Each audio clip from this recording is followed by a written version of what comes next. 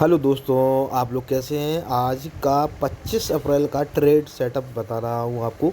कौन सा trade setup बना था और किस ट्रेड में अच्छा खासा प्रॉफिट निकला होगा और कौन सा ट्रेड आपका फेक ब्रेकआउट होगा। और ये लेवल मैंने आपके सामने ये ड्रॉ किए हुए हैं, तो आप इस लेवल के बेसिक में अगर ट्रेड करते हैं लेवल बाय लेवल, तो आप 100% एंड दी मंथ में आप आराम से प्रॉफिट में निकलते होंगे। तो मैं आज का 25 अप्रैल का सेटअप बता रहा हूँ कि किस ट्रेड बन रहा था। तो जैसे कि चार्ट को थोड़ा जूम करते हैं, पहले आप ये देख लीजिए चार्ट। तो पिछले दिन का सेशन क्या हुआ था, यहाँ पर मार्केट ने ट्रेड किया, इस लेवल को निकाल कर मार्केट यहाँ पर आया 42,700 तक, 42,700 से फिर 42,600 तक आया।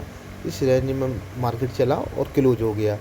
फिर अगले दिन आज का दिन क्या हुआ, आज के दिन के मार्केट ने थोड़ा चार्ट को जूम करते हैं तो वो मार्केट थोड़ा सा गैप अप ओपन हुआ।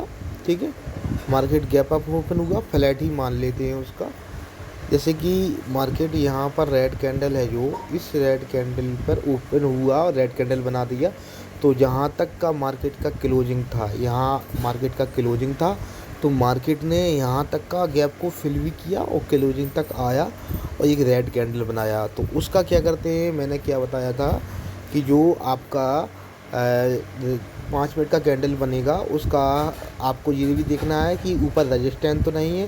तो रजिस्टेंस के ऊपर ही क्लोजिंग मतलब हाई था 5 मिनट का कैंडल का, और यहाँ पर उसका लो था। तो ये तो ठीक है, अगर ये लो निकालता तो फिर भी इस वाले जो पिछले दिन का ये लो बनाया था 42,600 का, इस हैंडल को अगर मार्केट निकालता तो यहाँ पर अगर डाउन साइड का ट्रेड लेते तो आप यहाँ तक क्लोजिंग आना चाहिए था। पर लेकिन यहाँ तक क्लोजिंग तो नहीं आया, उसने पिछले दिन का जो क्लोजिंग है मार्केट ने वहीं पर का क्लोजिंग दिया।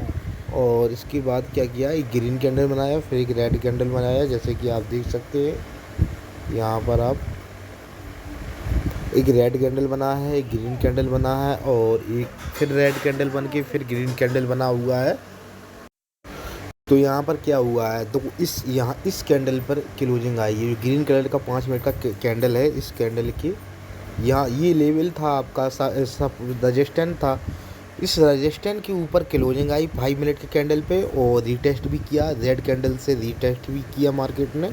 जैसे कि आप देख सकते हैं ये रेड कैंडल है, इसने रीटेस्ट भी किया। सेकंड वाला कैंडल मैं जूम कर देता हूँ, इस कैंडल में क्या हुआ, मार्केट ने क्लोजिंग दिया सही से, फिर मार्केट ने रीटेस्ट भी किया, फिर बाउंस भी किया। अगर आपका ट्रेड यहाँ कहीं बनता, ठीक है, तो आपका टारगेट क्या था, 42,850 तक का टारगेट मिल गया आराम से मार्केट में। ठीक है, आपका आराम से टारगेट मिल गया। एसएल क्या होता, एसएल आप यहाँ पर 20-25 पॉइंट का आराम से यहाँ पर लगा सकते थे।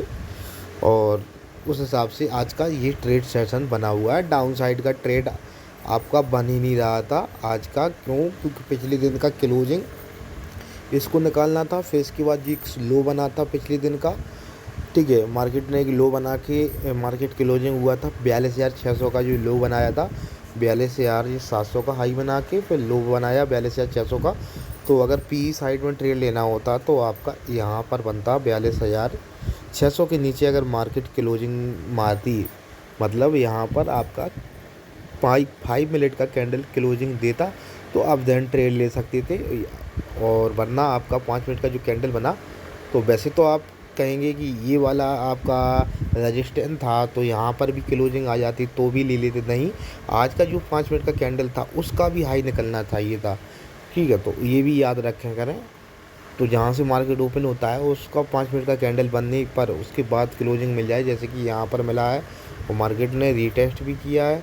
और जैसे ही मार्केट रीटेस्ट करता देन यहाँ पर आप ट्रेड ले सकते थे। और आपका ट्रेड देखो, जैसे आपने यहाँ पर ट्रेड लिया और आपका एसएल होता लगभग यहाँ तक का। ठीक है, और आपका टारगेट देखिए, आप 850 तक का टारगेट मिल गया है।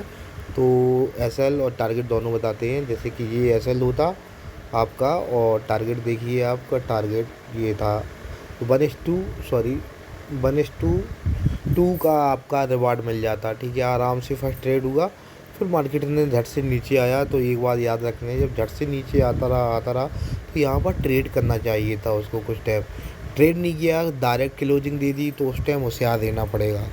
ठीक है, ये ले जो आपका सपोर्ट रजिस्टेंस का काम कर रहा था, ये फिर सपोर्ट बन गया। तो आप लोग कहेंगे यहाँ पर भी क्लोजिंग मिली, डाउन साइड का ट्रेड क्यों नहीं लिया।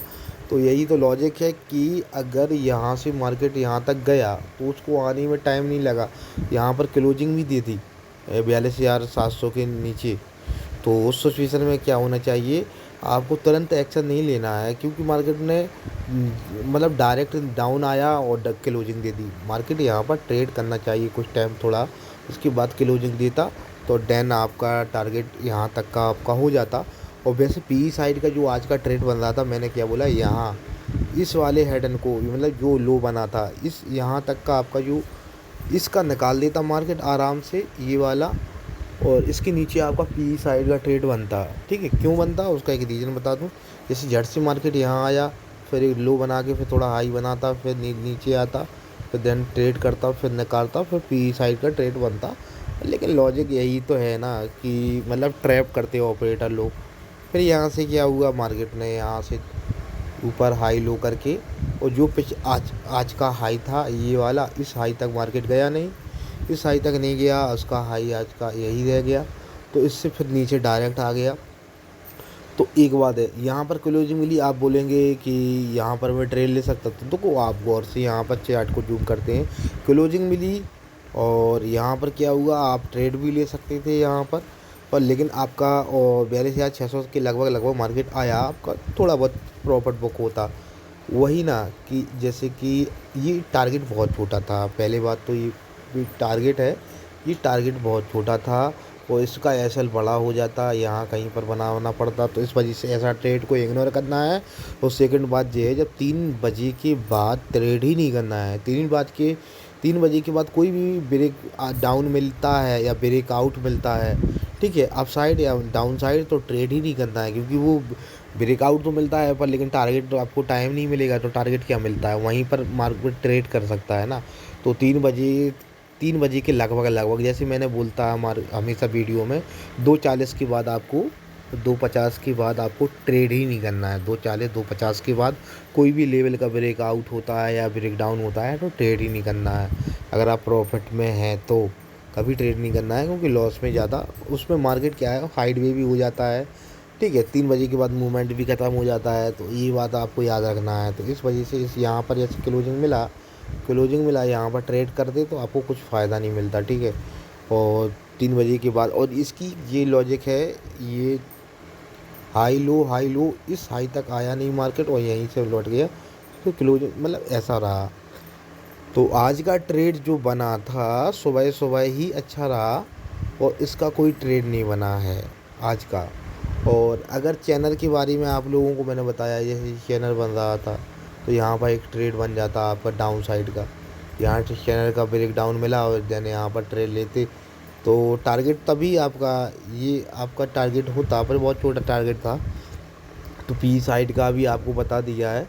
फ़िलहाल में आपका जो ट्रेड बना है यही ट्रेड आपका अप साइड का बना था सुबह सुबह, और आपका एसएल ये बता दिया था, एसएल यहाँ तक कहीं तक था।